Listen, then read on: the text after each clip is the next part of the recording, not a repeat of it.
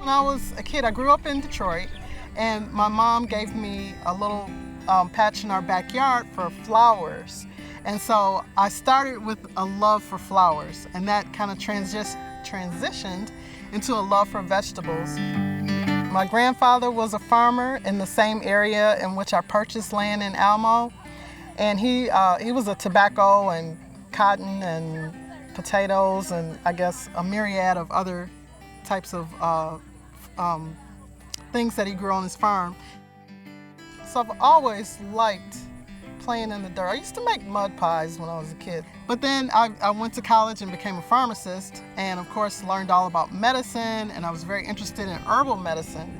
And so that is probably the bridge that transitioned from going from, just basic pills to actually some pills are derived from plants. And so really getting into herbology and that type of thing, and then that kind of just naturally leads to, well, hey, we need to eat something, and it's really great when you can eat what you grow. My sister was diagnosed with cancer a few years back, and she passed away. But before that, I dedicated my garden, growing things in my garden for her to bring her back to health.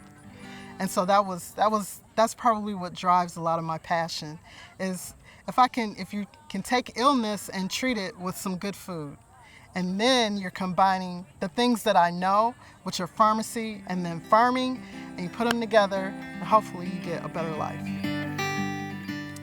Well, some of my best friends are women in agriculture. One of my best friends, she's a cattle woman. She and her husband, so they're both cattle farmers. But she taught me a lot about just some great farming practices for my garden, using manure,